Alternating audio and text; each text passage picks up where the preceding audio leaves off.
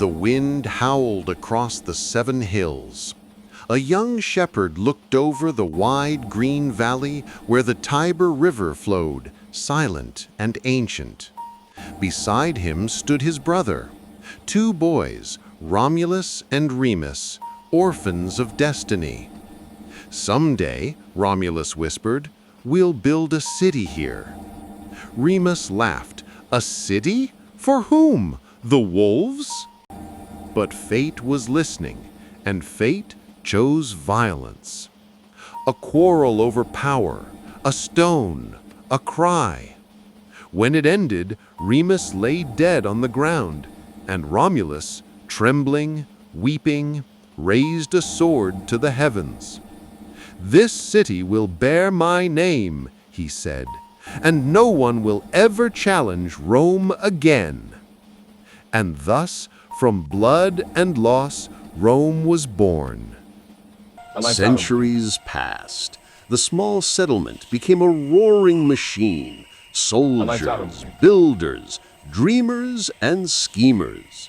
Rome had no kings now, only senators and generals. Their motto was simple: serve the Republic, serve Rome. But ambition burns hotter than loyalty. Among the soldiers was one who refused to bow to anyone: Julius Caesar.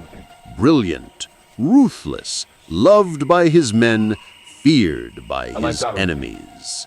He conquered Gaul, made king's meal, and filled Rome with gold. The Senate trembled at his power. "Come home without your army," they ordered.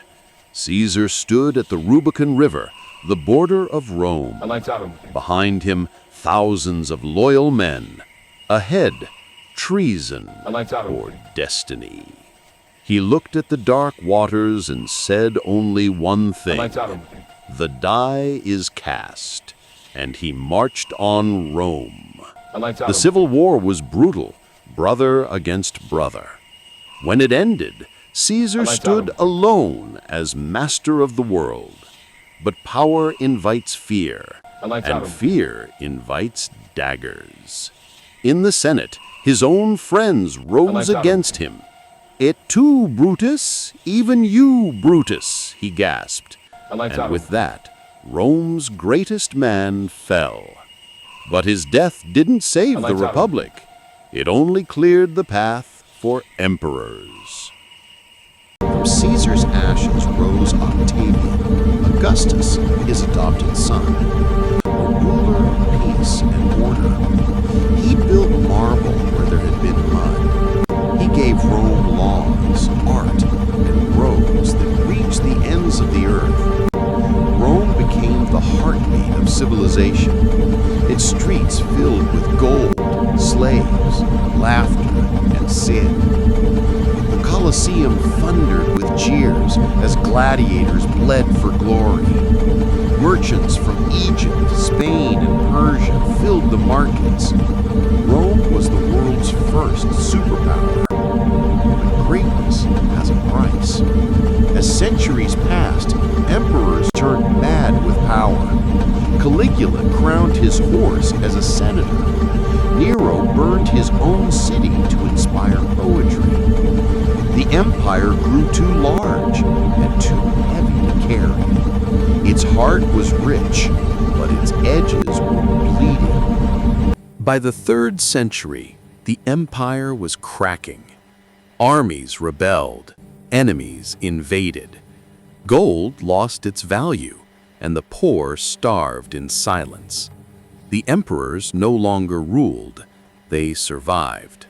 One man, Diocletian, tried to fix it. He split the empire in 2, east and west, to make it manageable. But instead of unity, it brought jealousy. In the east rose Constantinople, shining and strong. In the west, Rome aged, proud, tired, and weak. The roads that once carried legions now carried beggars. The temples turned to dust. And beyond the northern forests, new tribes watched with hungry eyes. The Goths, Vandals, Huns. They saw a wounded empire, and they came for it. In the year 410 AD, the unimaginable happened. The Visigoth king Alaric marched his warriors through Rome's broken gates.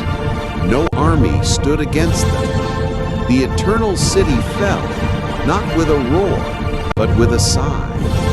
Fires rose across the skyline. Statues shattered. Marble burned. Old men wept. Women clutched their children.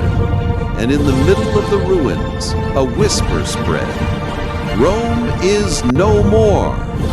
The empire didn't end in a single night. It died slowly from pride, greed, and the weight of its own greatness.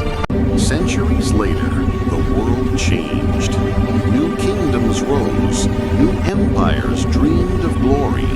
But every time a ruler built a palace or an army crossed a sea, they remembered Rome.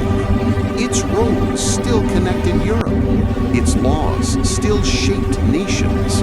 Its language, Latin, became the root of Western civilization. Rome had fallen, but its spirit never truly died.